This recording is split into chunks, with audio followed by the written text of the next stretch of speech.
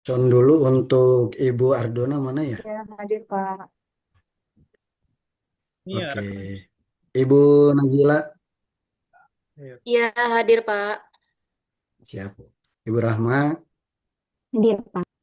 baik. Bapak Ibu semuanya, Assalamualaikum warahmatullahi wabarakatuh. Waalaikumsalam Waalaikumsalam warahmatullahi warahmatullahi Yang wabarakatuh. terhormat Ibu dosen dan yang teman-teman yang saya cintai. Mudah-mudahan kita semuanya sehat, walafiat ya, masih semangat, tetap semangat tentunya. Sebelum kita mulai diskusi, mari kita bersama-sama untuk berdoa. Kita langsung saja berdoa dari dalam hati, mulai.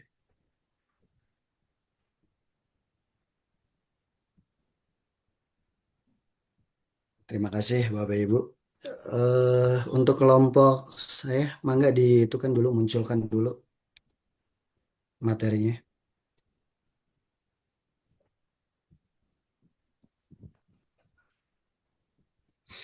Ibu Dona.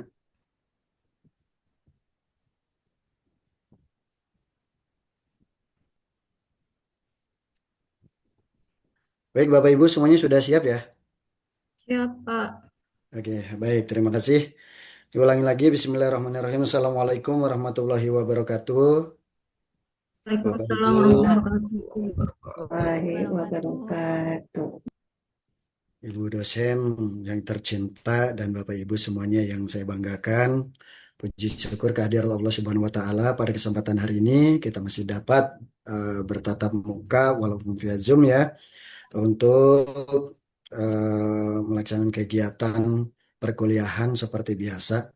Salawat serta salam kita curahkan kepada junjungan kita Nabi besar Muhammad SAW beserta para keluarga dan sahabatnya. Amin. Bapak Ibu, sebelum kita memulai presentasi, perkenalkan kami dari kelompok 6 yang terdiri dari Ibu Ardona Dwi Herrani, Ibu Nazila Fitria, Ibu Johro Furahma, dan saya sendiri sebagai moderator, Suwendi. Baik Bapak Ibu, sebelum eh, pembahasan yang disampaikan oleh rekan-rekan kami, saya untuk membacakan pendahuluan terlebih dahulu. Mangga Bapak, Ibu di slide-nya. Baik, saya akan bacakan pendahuluannya. Dasar konstitusional warga negara dan kunci utama untuk meningkatkan sumber daya manusia serta daya saing bangsa. Namun, faktanya terjadi ketimpangan signifikan dalam akses dan kualitas pendidikan di Indonesia, terutama antara wilayah perkotaan dengan daerah 3T, terdepan, terpencil, dan tertinggal. Nah, untuk lebih jelasnya kepada Ibu Ardona, dipersilakan untuk menjelaskan yang pertama. Silakan Ibu Ardona. Baik, permasalahan utamanya ya. Pertama itu permasalahan utamanya itu ada di keterbatasan infrastruktur. Jadi dari data Kemendikbud Ristek tahun 2025 menunjukkan ribuan sekolah di 3T itu ada 5.700 belum teraliri listrik dan puluhan ribu sekolah itu lebih dari 10.600 juga belum terhubung dengan internet. Permasalahan kedua itu di angka putus sekolah tinggi. Permasalahan kedua ada di angka putus sekolah yang tinggi. Itu di angka putus sekolah tinggi itu ada di 3T itu seperti di Papua Barat dan NTT. Hal ini diperparah oleh rendahnya kehadiran guru bahkan di bawah 50%. Karena tuntutan mengikuti PPG serta faktor sosial ekonomi yang memaksa anak bekerja itu membantu orang tuanya. Dan permasalahan ketiga itu ada di kekurangan sumber daya. Jadi studi kasusnya itu menunjukkan kekurangan guru yang parah dan fasilitas minim dan motivasi siswa. Next, Ibu. Faktor sosial ekonomi dan solusinya ya. Jadi kerentangan sosial itu anak dari keluarga miskin, keluarga tidak mampu, sangat rentang rentang putus sekolah. Eh, Tekanan itu datang untuk bekerja dan membantu ekonomi di keluarganya. Kebutuhan solusi komprehensifnya juga diperlukan kajian sosiologis mendalam agar solusi yang ditawarkan itu bersifat holistik, menyeluruh aspeknya juga aspek sosial, budaya, dan ekonominya juga. Jadi usulan solusi konkretnya, solusi mencakup kebijakan pemerintah, pemerataan, pembelajaran berbasis teknologi, dan pemberdayaan masyarakat untuk menumbuhkan kesadaran akan pentingnya pendidikan. Next, Ibu.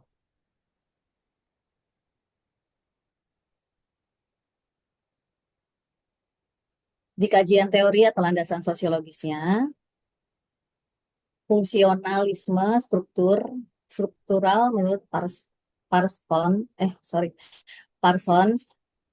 fungsionalisme itu struktural menurut Nasikun tahun 1988 dan Ritzer tahun 2014 adalah pandangan sosiologi yang menganggap masyarakat sebagai struktur dengan bagian-bagian yang saling terhubung dan selalu berusaha mencapai keseimbangan equilibrium. Kedua, teori ini berfokus pada fungsi dari norma, tradisi, dan institusi. Ketiga, dalam konteks pendidikan berfungsi untuk sosialisasi, seleksi, dan mobilitas sosial. Yang keempat, jika pendidikan tidak merata, fungsi-fungsi tersebut terganggu dan akibatnya pasti adalah reproduksi ketidaksetaraan sosial yang berkelanjutan. Terima kasih. Baik, selanjutnya akan disampaikan oleh Ibu Nazila. Kepada Ibu Nazila dipersilakan. Ya, baik. Terima kasih Pak Wendy atas kesempatannya. Baik, Bapak Ibu, kita lanjutkan ya untuk kajian teorinya mengenai landasan sosiologis. Nah, teori yang kedua ini ada teori konflik dari Marx dan perspektif ketimpangannya. Teori konflik ini berkembang sebagai kritik dari fungsionalisme struktural karena teori tersebut dianggap mengabaikan konflik sosial. Nah, ini menurut Diva Raya dan kawan-kawan tahun 2024. Inti dari teori konflik ini adalah penekanan pada sifat pluralistik masyarakat dan bagaimana ketidakseimbangan distribusi kekuasaan serta sumber daya dapat memicu konflik. Nah, dalam konteks pendidikan sendiri, ketimpangan akses ini yang ada di daerah 3T dipandang sebagai bukti nyata distribusi sumber daya yang tidak merata antara pemerintah pusat dan daerah terpencil. Nah, pada akhirnya hal-hal ini melanggengkan posisi subordinat masyarakat di daerah 3T dalam struktur ekonomi politik yang masih kurang. Baik, boleh tolong lanjut untuk teori berikutnya. Nah, untuk kajian teori berikutnya ada teori modal sosial dan budaya dari Bourdieu. Nah, teori Pierre Bourdieu ini menyatakan bahwa habitus atau kebiasaan internalisasi individu selalu terkait dengan modal yang dimilikinya dalam ruang sosial. Nah, jadi modal ini sendiri adalah bentuk hubungan sosial sendiri ini punya 4 jenis. Yang pertama itu, nah rendahnya modal ekonomi daerah 3T, terdepan, terpencil, dan juga tertinggal, adalah penyebab. Ini ada nama sekolahnya SD Impres Goras yang berada di Kabupaten Fakfak, Papua Barat. Nah, ini studi kasus kami berdasarkan pengalaman dari rekan saya, salah satu rekan saya yang saat ini mengikuti program Indonesia Mengajar di pelosok. Nah, salah satunya beliau dapat kesempatan untuk mengajar literasi numerasi, meningkatkan literasi numerasi di daerah Papua Barat, salah satunya di SD Impres Goras. Nah, ini adalah fakta utama yang memang kami temukan berdasarkan pengalaman beliau, yaitu motivasi belajar murid di sekolah menurun karena lingkungan sosial guru yang terbiasa membawa urusan pribadi ke sekolah. Diperparah lagi oleh tuntutan PPG yang membuat tingkat kehadiran guru yang tadinya bahkan tidak 100% dan sekarang menurun kehadirannya di bawah 50%. Karena alasannya itu karena terlalu sering membawa urusan pribadi ke sekolah. Nah, ditambah lagi dengan ada PPG, jadi kehadiran guru di sekolah tersebut kurang presentasinya dari 50%. Lalu yang kedua studi kasusnya yaitu dari wilayah NTT. Ini ada SDN Manwinhau, Kabupaten Timor Tengah Utara. Nah, fakta utamanya adalah di sini sekolah hanya memiliki 3 ruang kelas. Nah, di sini walaupun 3 ruang kelas kan kita tahu sendiri di sekolah di daerah Jakarta sendiri, SD, kita punya ruangan 6 atau 8 aja kita masih merasa kurang. Apalagi di daerah sana, anaknya masih mau belajar tapi ruang kelasnya hanya ada 3. Udah gitu mereka juga kekurangan tanpa listrik di sana dengan fasilitas yang serba terbatas. Nah, situasi ini juga termasuk menurunkan motivasi siswa untuk belajar. Baik, selanjutnya saya kembalikan kepada Pak Wendy. Silakan Pak Wendy. Baik, terima kasih Ibu Nazila. Selanjutnya akan disampaikan oleh Ibu Rahma. Kepada Ibu Rahma, Baik, dipersilakan. baik, terima kasih Pak Wendy. Selanjutnya saya akan memaparkan analisis studi kasus yang pertama tentang studi kasus yang ada di Papua Barat, SD Impres Goras, Kabupaten Fakfak di Papua Barat. Berdasarkan menurut fungsionalisme struktural, sekolah gagal berfungsi menyiapkan generasi muda karena ketidakhadiran guru akibat kekurangan guru dan tutur profesi yang mengakibatkan penurunan kualitas pembelajaran karena kehadiran guru yang tidak 100%. Kemudian ada dari teori konflik memandang ketidakmerataan distribusi guru dan infrastruktur terutama yang ada di 3T ini sebagai manifestasi dari ketidakadilan struktural. Ketimpangan ini membuat anak-anak di daerah pedalaman seperti di Papua Barat, ya khususnya di SD Impres ini semakin tertinggal, yang pada akhirnya memperbesar stratifikasi sosial. Dan yang ketiga, menurut Bourdieu, rendahnya dari kehadiran guru ini di Papua Barat menghambat anak-anak untuk mengakses modal budaya, pengetahuan, kualitas pembelajaran sehingga berpotensi mewariskan ketidaksetaraan antar generasi. Jadi permasalahan itu mengakibatkan semakin adanya ketertinggalan bagi anak-anak yang berada di wilayah 3T ini, khususnya di SD Impres Goras Kabupaten Fakfak. Untuk studi kasus yang kedua ini yang ada di NTT di SDN Manwinhau Kabupaten Timor Tengah Utara, analisisnya kondisi fisik sekolah dapat mempengaruhi kenyamanan dan motivasi belajar siswa. Tanpa listrik, akses terhadap teknologi, media pembelajaran maupun kenyamanan belajar menjadi sangat minim. Ya, di kasus ini kan hanya ada 3 ruang kelas dan tidak ada fasilitas lainnya seperti listrik dan infrastruktur lainnya sangat kurang. Kemudian dari perspektif struktural, fungsi menunjukkan kondisi sekolah yang minim fasilitas dapat menghambat pemerataan kualitas pendidikan. Dan yang ketiga, adanya ketertinggalan daerah 3T ini, khususnya di NTT ini, karena tidak meratanya pembangunan infrastruktur pendidikan. Daerah perkotaan lebih modern, sementara di NTT ataupun pedalaman lainnya masih bergantung pada fasilitas yang darurat. Seperti itu.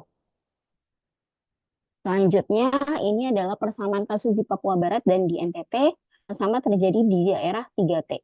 Ya. Yang kedua, menunjukkan ketidakmerataan distribusi sumber daya pendidikan, baik dari guru, berimplikasi pada rendahnya kualitas pembelajaran dan motivasi siswa tentunya.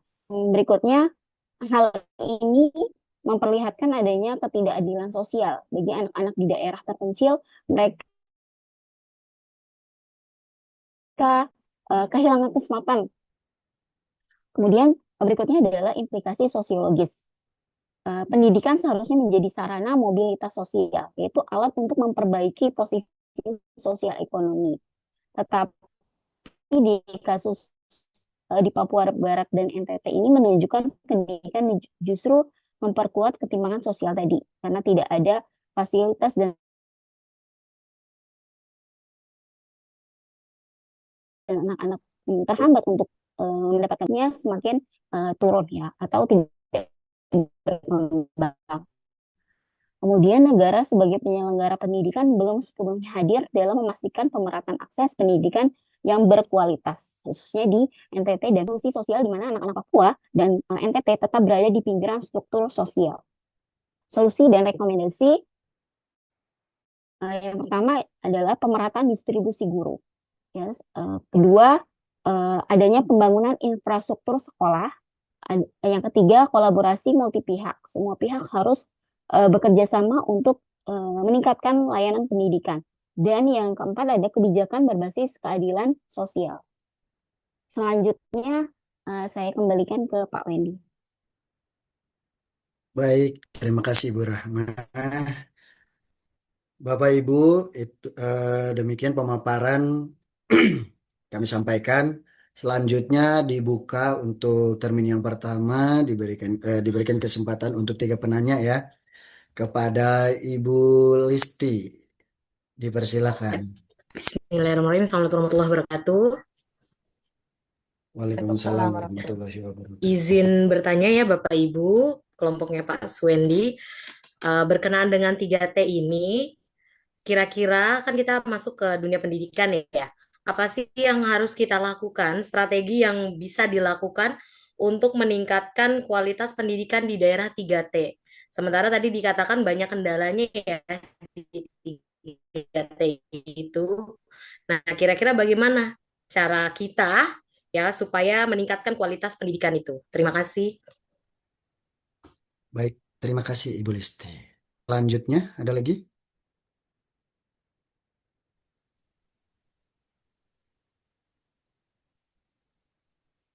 Masih ada Saya lagi boleh, yang mau bertanya? saya Pak. Ya, mangga Bu, sebutkan nama. Oke, terima kasih untuk kesempatannya. Izin, saya Leatu Zakia ingin bertanya tentang, ini kan tadi membahas tentang adanya ketimpangan tentang sekolah yang di 3T itu terdepan, terluar.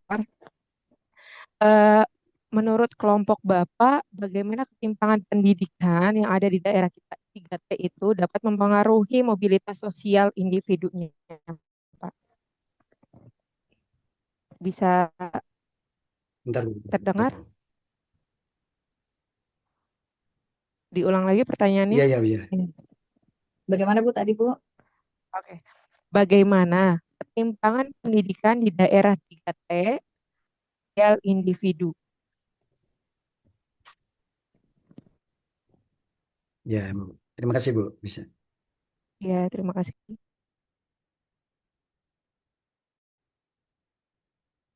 Ada lagi? Mangga?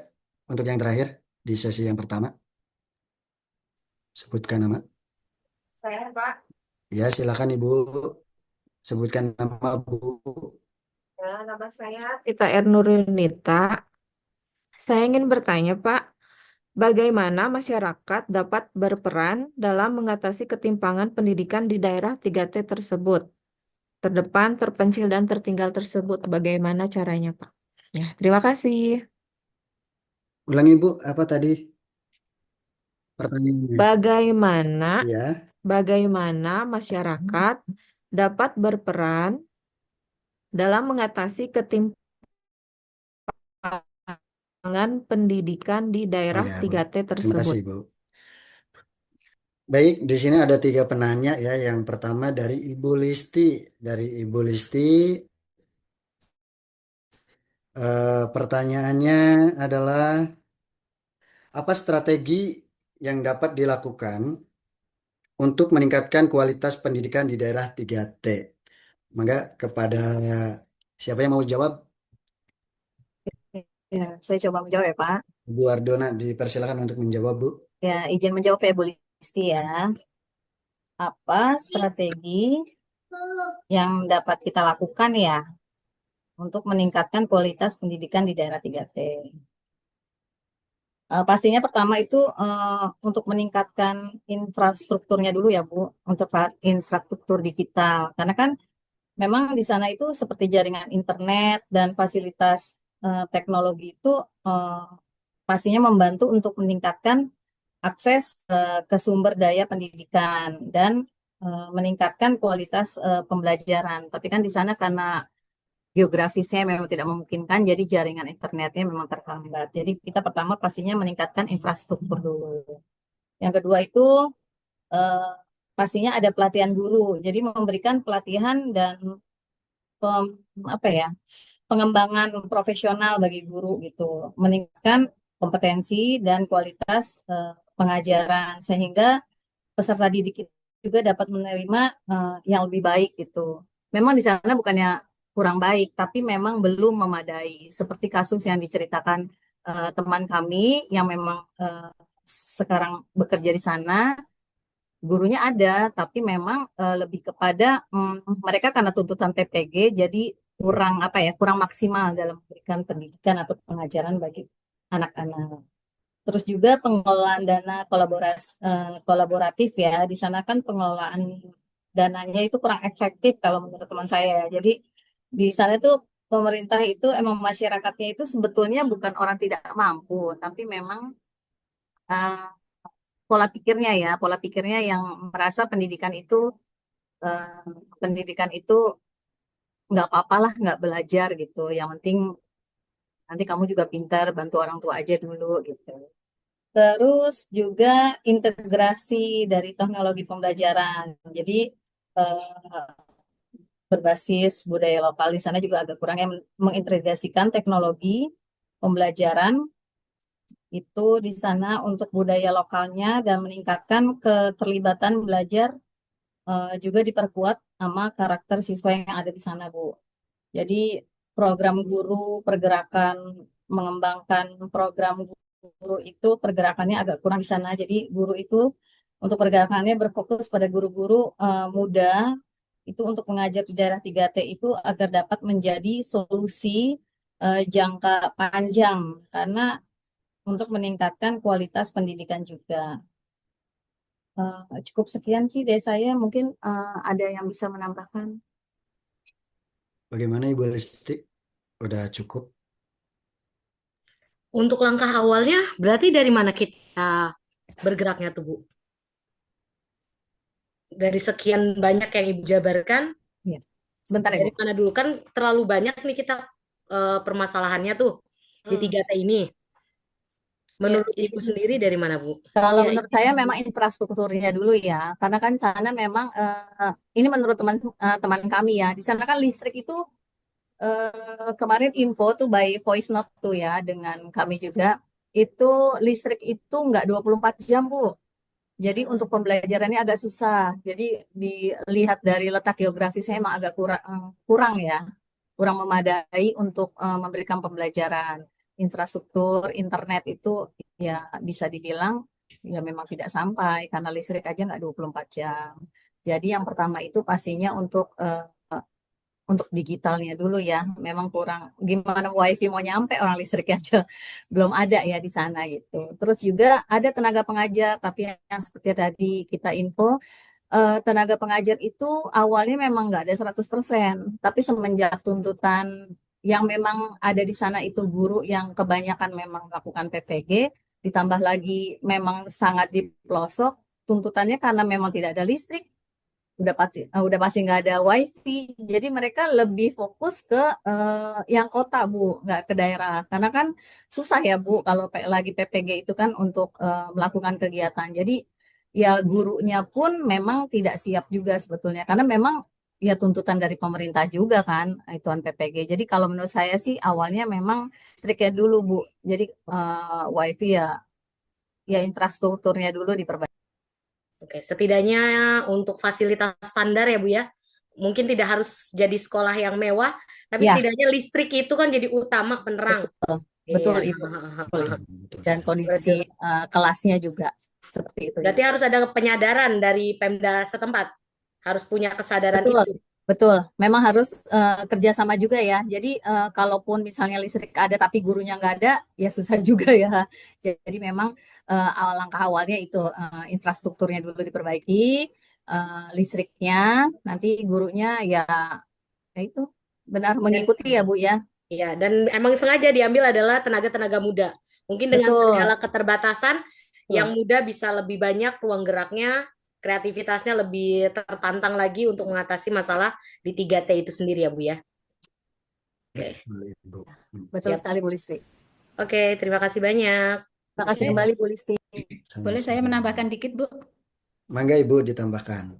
Ya, tadi kan Bu Ardona bilang kalau temannya di 3T yang menjadi tenaga pendidik Indonesia mengajar begitu ya. Mungkin bisa juga untuk tenaga-tenaga pendidik ini perguruan tinggi seperti yang sudah tahun lalu tahun 2000-an itu ada SM3T ya, Sarjana Mendidik 3T. Itu mungkin perguruan tinggi saat ini juga bisa itu menggalakkan kembali untuk yang PPG Prajabatan itu untuk ditaruh di SM3T itu. Jadi ada pemenuhan guru-guru gitu. Mungkin itu salah satu solusi untuk kekurangan tenaga pendidik di 3T, mungkin seperti itu ya. Kalau dari saya eh, kalau boleh berpendapat seperti itu. Terima kasih. Baik Ibu, sangat boleh sekali untuk Ya, menambahkannya. terima kasih kembali Ibu. Nah, Bapak boleh saya ikut berpendapat juga? boleh Bapak. Mangga Bapak Ya. Hidayat. Silakan Pak. Ya, untuk mengatasi PPG bagi saya, kalau di Jawa Barat itu kan ada, kalau kebetulan saya SMA, jadi adanya SMA terbuka ya. Jadi yang sekolahnya itu memang jadi kelas jauh dari sekolah induk, itu biasanya hari Sabtu atau hari Minggu, seminggu 2 kali itu seperti itu. Sebenarnya itu bisa menjadi salah satu solusi bagi SM3T ini. Misalkan ada teman-teman mahasiswa, teman-teman yang sedang melakukan PPG, bisa seminggu sekali atau seminggu 2 kali ke sananya. Jadi tidak ada, maksudnya kan PPG itu tidak tiap hari ya, kalau saya dulu melakukan. Jadi ada waktu ya ke sana seperti itu. Ini hanya apa yang saya pikirkan. Soalnya di sekolah saya pun melakukan seperti itu. Jadi memang ada daerah yang terpelosok gitu, dan memang siswanya kan sekarang itu daftarnya secara zonasi ya, dia tidak masuk, jadi masuknya ke SMA terbuka itu. Ya, terima kasih Ibu. Baik Bapak Hidayat, itu termasuk salah satu usulan ya Pak ya. Usulan untuk teman-teman kita mahasiswa untuk bisa berpartisipasi dan memberikan apa ya, dukungan untuk anak-anak kita yang ada di luar daerah atau di daerah-daerah terpencil. Baik, selanjutnya dari pertanyaan Ibu Lailatul Zah ini apa ya? Pertanyaannya bentar. Pertanyaannya, bagaimana ketimpangan pendidikan di daerah 3T dapat mempengaruhi mobilitas sosial individu? Silakan yang mau menjawab Ibu Rahma atau Ibu Nazila. Ya, boleh Pak. Saya izin jawab. Ya, mangga Ibu Nazila. Tadi bagaimana ketimpangan di daerah 3T ya memengaruhi Ya, mobilitas sosial individu. betul. Ya, ini kita ambil contoh dari cerita atau pengalaman rekan saya yang ada di sana. Jadi, ketimpangan itu sendiri dilihat juga dari segi sosialnya. Lingkungan sosial di sana dengan lingkungan sosial kita nih, yang termasuknya ya masih maju gitu peradabannya, sangat berbeda. Di sana, mohon maaf ini bukan bermaksud so tahu, tapi menurut pengalaman teman saya, di sana bahkan banyak sekali murid-muridnya yang trauma karena guru-gurunya banyak yang menyelesaikan masalah dengan kekerasan. Nah, hal itu terbawa dari lingkungan pribadinya. Seperti yang sebelumnya sudah saya sampaikan tadi saat pemaparan, di sana itu kuat sekali yang namanya guru itu membawa hal pribadi ke sekolah. Jadi ketika emosinya tidak stabil, di lingkungan sosialnya dia juga eh, memiliki banyak konflik, jadi dibawa ke sekolah sampai-sampai anak juga di sana motivasi belajarnya menurun. Nah, selain itu, selain dari konflik sosial mereka di lingkungannya, mereka juga tadi ada alasan PPG.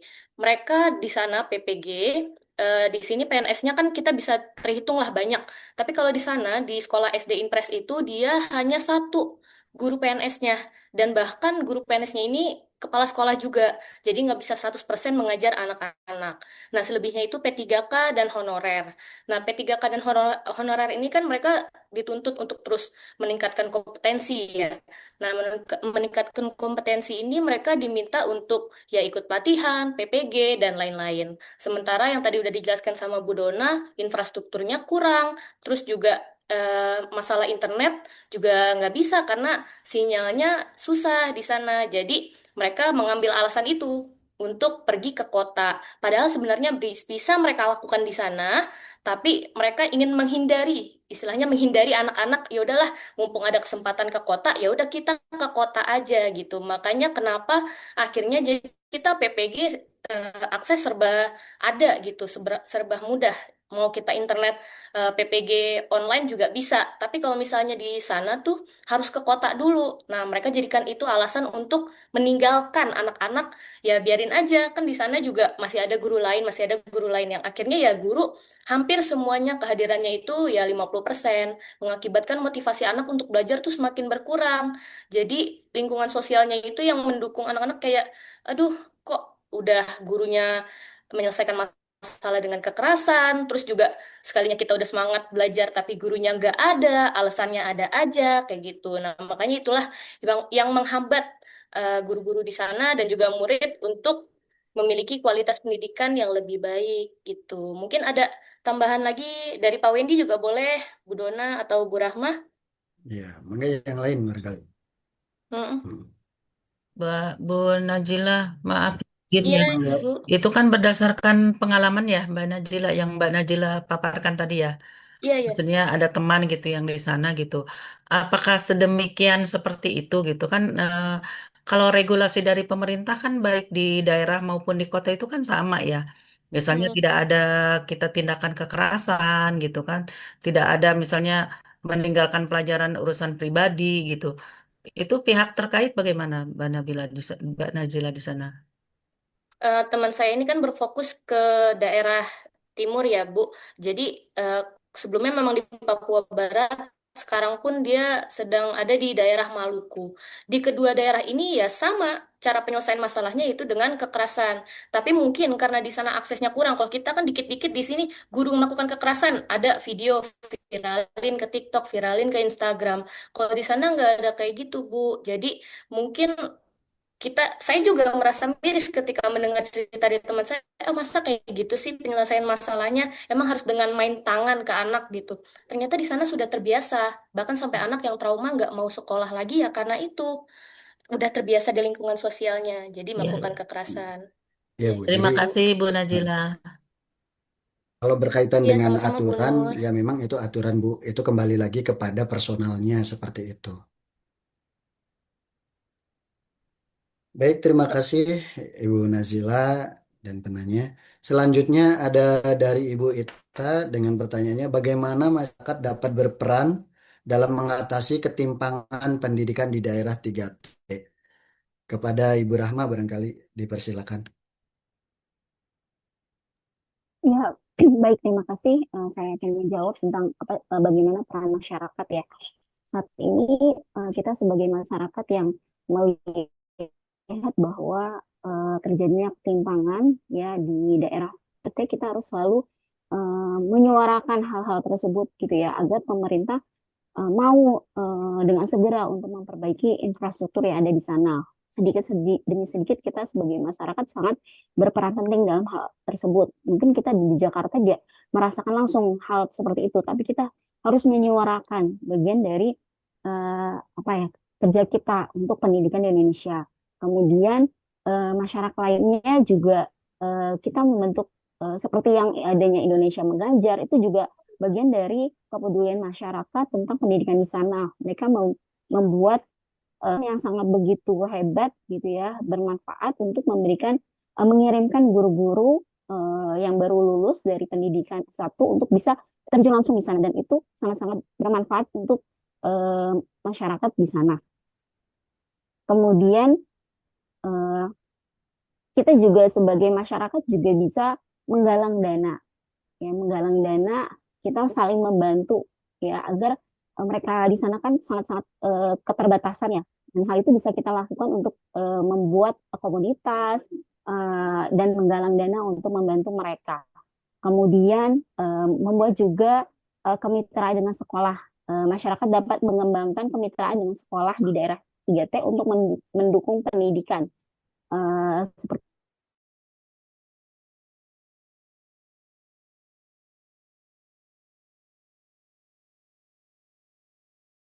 tadi menyediakan mentor atau mengajar. Kemudian yang terpenting adalah meningkatkan kesadaran masyarakat bahwa pendidikan itu sangat penting. Mungkin di sana karena ketimpangan tadi, jadi kesadaran masyarakatnya masih rendah. Bahkan masih ada yang melakukan kekerasan dalam pendidikan juga ya. Itu karena kurangnya kesadaran. Hal itu makanya harus ditingkatkan. Masyarakat dapat meningkatkan kesadaran tentang pentingnya sebuah pendidikan ya. Bagaimana di 3T itu bisa maju kalau pendidikannya juga masih seperti itu. Kemudian untuk guru-gurunya tentunya pasti harus diberikan program pelatihan, dan kemudian kalau misalnya listriknya saat ini memang belum maksimal gitu ya, makanya kita harus menyuarakan agar di sana bisa mendapatkan listrik sehingga nanti bisa menggunakan teknologi yang pada akhirnya teknologi bisa sampai ke sana. Seperti itu. Jadi peran kita sebagai masyarakat yang di luar ataupun yang dalam itu sangat penting, menyuarakan dan mendukung pemerintah untuk bangun infrastruktur yang ada di sana. Itu Pak Wendy. Baik. Bagaimana Ibu Ita? Udah cukup ya? Mana nih nggak ada suaranya? Baik Bapak Ibu, karena tidak ada respon dari Ibu Ita, maka kita lanjut lagi ke Sudah, sesi Pak, yang... sudah cukup, sudah. Oke, terima kasih Ibu. Baik Bapak Ibu, kita lanjut ke sesi yang kedua. Dibuka untuk 3 penanya kembali. Dipersilakan bareng ada yang mau bertanya atau sekedar memberikan atau memperkuat dengan pengalaman-pengalaman di daerahnya. Barangkali seperti itu. Maka Bapak Ibu sebutkan nama dan dari kelompok mana. Ya, mangga Ibu Dini. Ibu Dini, mangga. Ya, Silakan Bu. izin bertanya, saya Dini dari kelompok 11. Tadi Ya, kan dipaparkan ya faktor-faktor dari penyebab ketimpangan pendidikan 3T. Nah, sebenarnya apa sih eh, yang menjadi faktor utama dalam penyebab ketimpangan pendidikan 3T itu menurut kelompok Pak? Terima baik. kasih. Ya, saya catat dulu ya Bu ya. Apa yang menjadi faktor utama penyebab ketimpangan pendidikan di daerah 3T dari Ibu Dini? Selanjutnya, silakan ditampung terlebih dahulu. Silakan Bapak Ibu. Iya Masih Bapak, ada 2 lagi. eh, ingin bertanya Bapak, Silakan sebut nama Bu. saya Nuriana Intan Saputri dari kelompok berapa Blis? 12. Di sini kan tadi terkait apa ya Pak, ketimpangan pendidikan ya Pak ya yang di daerah 3T itu. Ya, Yang ingin saya tanyakan menurut kelompok Bapak tuh apa sih Pak peran pemerintah ini dalam mengatasi ketimpangan pendidikan di daerah 3T tersebut? Seperti itu. Terima kasih Bapak. sama-sama Ibu. Pertanyaannya, apa peran pemerintah dalam mengatasi ketimpangan pendidikan di daerah 3T? Begitu ya Bu?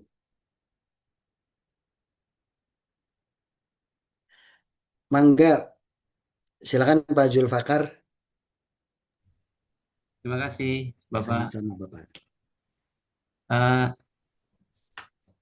Tadi kan kelompok ini menjelaskan paparan teori sosiologis.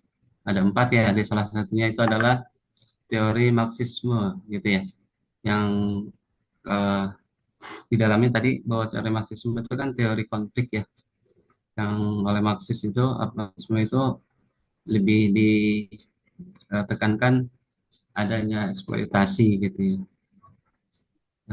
Dan terjadi konflik gitu ya, antar kepentingan kelas gitu ya.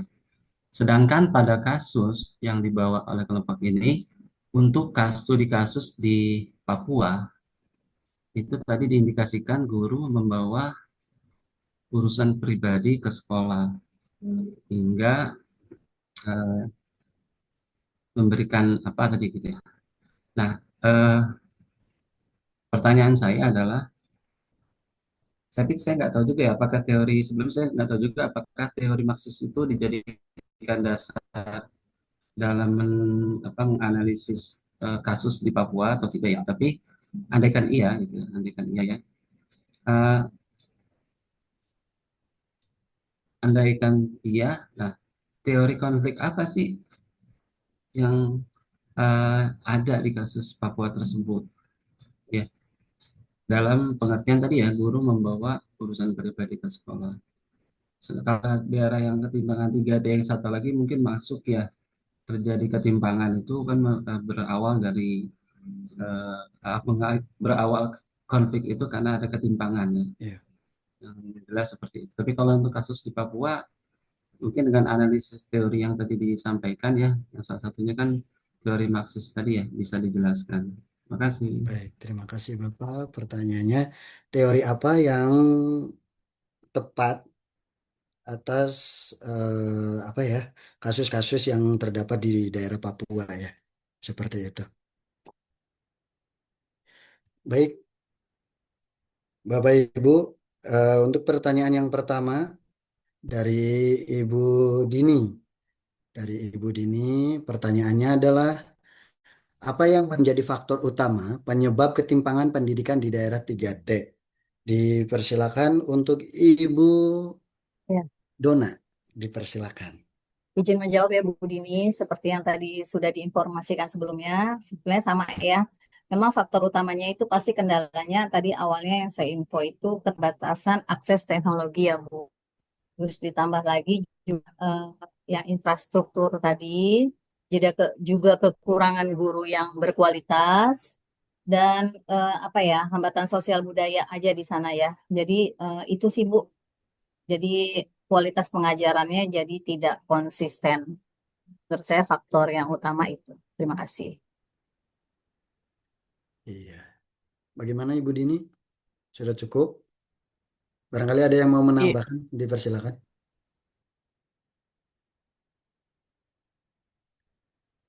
Sudah cukup ya? Kalau sudah cukup, kita lanjut ke pertanyaan nomor 2 dari Ibu Nurlaila. Pertanyaannya, apa peran pemerintah dalam mengatasi ketimpangan pendidikan di daerah 3T? Ibu Rahma, dipersilakan. Baik, Pak. Saya akan mencoba menjawab untuk peran pemerintah ya. Untuk Ya. mengatasi ketimpangan yang ada di daerah 3T ini, tentunya peran pemerintah ini sangat penting ya untuk meningkatkan kualitas pendidikan yang ada di daerah 3T ini. Karena peran utama tentunya ada di pemerintah. Yang pertama, pastinya harus meningkatkan infrastruktur pendidikan tadi ya, yang memperbaiki infrastruktur yang ada, kemudian listrik yang belum ada harusnya ada 24 jam, kemudian sehingga kalau udah ada listrik bisa masuk internet ya. Yang pertama tentunya infrastruktur, yang kedua peran pemerintah untuk kualitas guru ya tentunya harus ada distribusi guru yang merata. Jadi tadi mungkin adanya guru yang kurang dari 50% dan lain sebagainya mungkin karena kurangnya jumlah guru yang ada di sana. Ya seharusnya pemerataan distribusi guru untuk di daerah 3T tadi. Kemudian selain distribusi yang merata, tentunya juga kualitas guru juga harus ditingkatkan, seperti guru harus dibekali dengan pendidikan-pendidikan sehingga bisa profesional. Kemudian kurikulum yang ada di sana juga harus berjalan dengan baik gitu ya, diimplementasikan dengan baik kurikulum yang sedang digunakan yaitu di planning saat ini ya. Kemudian adanya pendampingan terhadap sekolah-sekolah yang ada di sana harus benar-benar didampingi oleh pemerintah, dan ada sekolah yang bisa menjadi acuan gitu ya, seperti kalau dulu di zaman sekolah penggerak gitu ya, ada yang mendampingi itu sekolahnya. Kemudian adanya kemitraan antara perusahaan publik dan swasta. Pemerintah dapat bekerja sama dengan sektor swasta untuk bantu meningkatkan kualitas pendidikan yang ada di sana. Dan tentunya yang terakhir, perlu ada kebijakan dari pemerintah untuk meningkatkan kualitas pendidikan di sana. Itu saja, Pak. Baik, terima kasih Ibu. Baik, untuk pertanyaan yang terakhir, yaitu teori konflik apa yang sesuai untuk menggambarkan kondisi pendidikan di Papua. Dalam hal ini, silakan kepada Ibu Nazila, dipersilakan untuk menjawab. Ya, baik. Terima kasih Pak Wendy.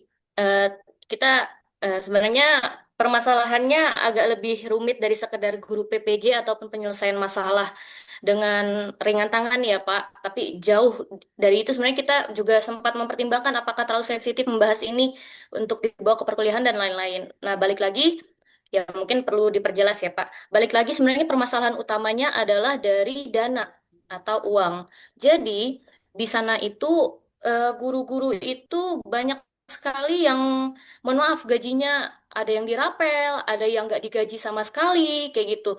Jadi ketika mereka merasa nggak sejahtera hidupnya, mereka akhirnya mencoba untuk mencari-cari cara gimana caranya ya kita bekerja sesuai dengan apa yang kita dapatkan gitu. Akhirnya mereka membawalah masalah pribadinya mereka ke sekolah dan lain-lain.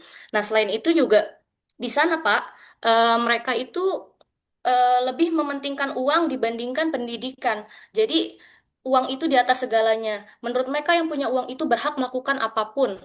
Di lingkungan sosial mereka tuh strata sosial itu sangat tinggi. Jadi ketika mereka punya uang, ya mereka berhak, mohon maaf, menindas yang lebih lemah gitu. Dan itu semua terbawa ke lingkungan pendidikan kita di sana. Makanya kenapa sampai ada guru yang ringan tangan dan lain-lain.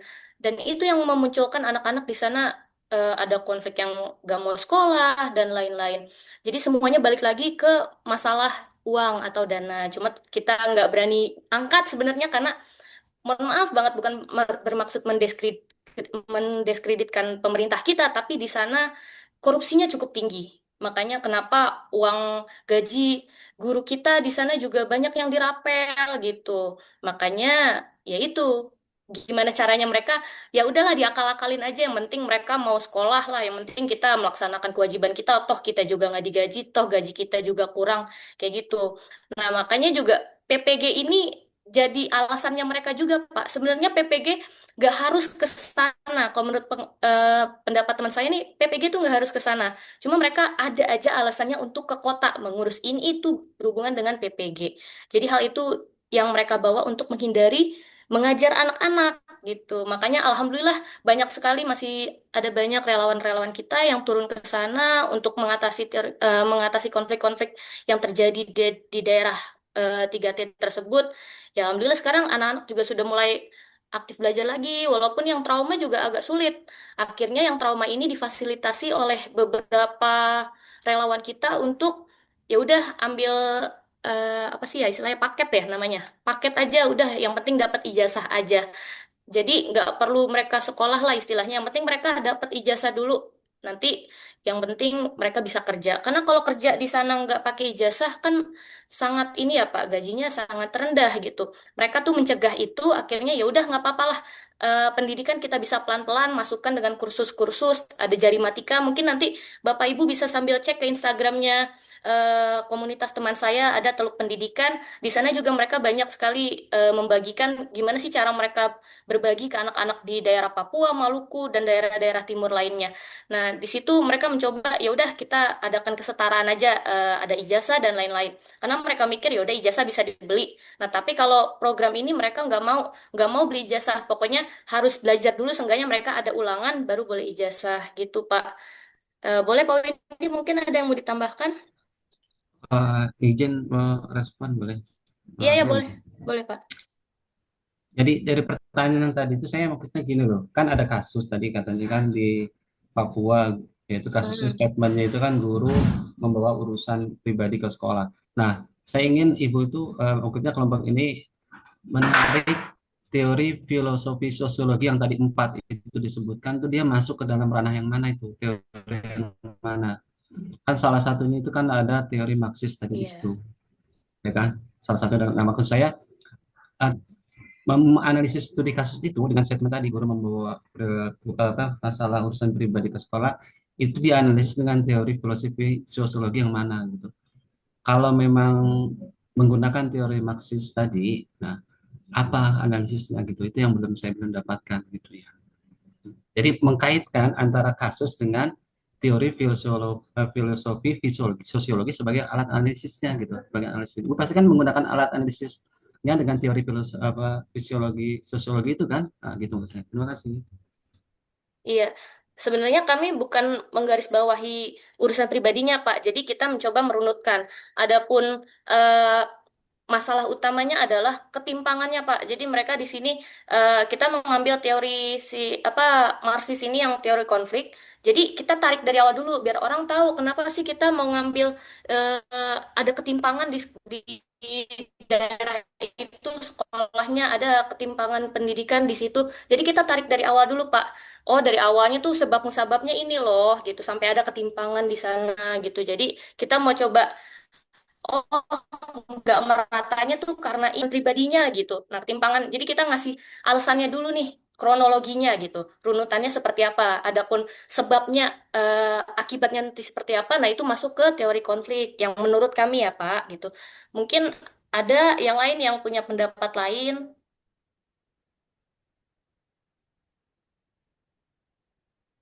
Mangga yang lain barangkali ada yang mau menambahkan. Mohon maaf ya sebelumnya, karena nanti kita itu di sini hasil dari Zoom ini akan diunggah ke YouTube. Di situ kan ada pembahasan-pembahasan yang kaitannya dengan korupsi, dengan apa segala macam. Terus kemudian kreditkan apa namanya orang-orang Papua, orang NTT gitu ya. Nah itu sangat tidak pantas sekali gitu, karena nanti kita akan unggah ke YouTube. Jadi itu akan sangat riskan sekali. Nanti bisa-bisa kita diserang nantinya, entah di kolom komentar atau nanti kita justru di-up kembali gitu. Oh, itu bisa di ini, Pak, bisa di privasi kok. Maksudnya nggak apa-apa teman-teman kalau ingin mau diskusi kritis, nanti yang bisa mengakses link itu hanya kelas kita aja. Kita nggak usah publikasi keluar. Oke, sip. Seperti itu. Jadi kita nggak usah terbatas dengan itu ya. Ya, Kalau oke, mau oke, lantang oke. emang enggak gitu kan. Nah, Ya, itu. ya, makanya seperti itu. Sip, sip. Ntar difasilitasi kita umpetin linknya ya. Oke, siap, siap. Nah, udah ya, gitu ya. Menambahkan lagi Bu Pak, yang tadi yang disampaikan Ibu itu. Iya, iya, silakan. Jadi saya Bu ini tadi menjelaskan dari teori filosofi sosiologinya ternyata yang diambil teori Marxis gitu ya. Iya. Dengan menjabarkan asal-usul statement bahwa guru apa itu dalam statementnya studi kasus itu kan yang dipertebal tadi kan statementnya adalah guru membawa urusan pribadi ke sekolah itu hanya sebagai pengantar, sebenarnya ada embel-embel sebelumnya gitu ya. Tapi kalau saya lihat dari teori Marxis ya, kasus di Papua itu sangat minimalis untuk dijadikan sebagai maksud saya teori Marxis itu sangat minimalis untuk menganalisis kasus itu gitu. Kalau tadi Ibu kan mengatakan menggunakan teori sosiologinya itu adalah Marxis gitu ya. Itu sangat minim banget untuk menganalisis kasus yang ada di Papua itu. Kenapa? Karena kalau kita lihat dari teori umum yang kelompok Ibu sampaikan, jadi itu sudah cukup jelas itu ya, teori Marxis itu apa ya? Yang lebih mudahnya itu kan adanya perbedaan kelas dan terjadi apa itu eksploitasi gitu ya. Saya lihat untuk kasus yang tadi pernyataan statement tadi ya, yang guru dengan embel-embel awal mulanya itu sangat minim juga ya untuk teori Marxis menganalisisnya. Kayaknya tidak terlalu tampak gitu ya, terlalu tampak. Ini menurut saya bisa jadi salah juga. Itu Iya. aja pendapat pribadi saya. Terima Iya, kasih. ya, terima kasih Pak. Tadi juga kan ada di presentasi kita nggak cuma teori Marxis ya Pak, ada juga teori modal ya tadi kalau nggak salah yang dari Bordi. Nah itu juga kita di situ menjelaskan kalau memang permasalahan ini ya muncul karena memang modalnya yang kurang di sana, nggak cuma sekedar modal ya dari ekonominya, tapi ya dari modal budayanya juga gitu. Budaya itu kan apa yang berkembang di kehidupan masyarakat ya Pak. Nah modal budayanya masyarakat di situ ya menurut kami setelah kami mendengarkan pengalaman teman kami di sana ya memang budayanya masih berbeda ya mungkin bukan bermaksud membedakan tapi maksudnya mungkin penyelesaian masalahnya berbeda dengan kami. Nah, modal-modal yang seperti itu yang menyebabkan ketimpangan di sana, Pak. Makanya kita mencoba mengaitkan dari banyak sekali teori yang kami masukkan gitu ya, Pak. Ya. Teman-teman Ya, mungkin Pak ada juga lagi? ya. Iya. Ya, insya Allah sudah cukup jelas ya. Hmm. Kalau tidak jelas, dijelas-jelaskan saja ya Pak Julfakar ya. Jelas kok, jelas. Ya, Pak Sesuai Wendy dengan saya. boleh kalau mau jelasin juga Pak Wendy silakan. Pak Wendy silakan ditambahkan, Pak. Sudah Bu. Karena waktunya sudah ini. Baik Bapak Ibu, mendekati pukul 4, masih ada 10 menit lagi sebelum kita tutup itunya, apa namanya ya, tutup diskusi ini. Saya akan menyampaikan simpulan terlebih dahulu. Simpulannya adalah kasus di Papua Barat dan NTT menunjukkan wajah nyata ketimpangan pendidikan di Indonesia, kekurangan guru dan sulitnya akses pendidikan di Papua Barat, serta minimnya infrastruktur pendidikan di Nusa Tenggara Timur sama-sama menghambat fungsi pendidikan sebagai sarana mobilitas sosial. Dilihat dari perspektif sosiologis, kasus ini menunjukkan adanya disfungsi sistem pendidikan, teori fungsional, reproduksi ketidakadilan sosial, teori konflik dan Bourdieu, dan dampak lingkungan belajar pada motivasi murid, teori ekologi pendidikan. Solusi yang ditawarkan meliputi pemerataan distribusi guru, pembangunan infrastruktur, kolaborasi multi pihak, pemanfaatan teknologi, dan kebijakan pendidikan berbasis keadilan sosial. Dengan komitmen serius di negara, pendidikan di Papua Barat dan Nusa Tenggara Timur dapat berfungsi optimal sebagai alat integrasi sosial dan jalan menuju mobilitas sosial, sehingga anak-anak di pedalaman tidak lagi menjadi korban ketidakadilan struktural. Mungkin itu Bapak Ibu presentasi dari kelompok kami. Kurang lebihnya mohon maaf apabila terdapat kesalahan. Kita ucapkan bersama-sama mengucapkan hamdalah. Alhamdulillahirabbil alamin. Alhamdulillahirrahmanirrahim. Demikian, Bapak dan Ibu. billahi taufiq wal hidayah. Wassalamualaikum warahmatullahi wabarakatuh. Wabarakatuh.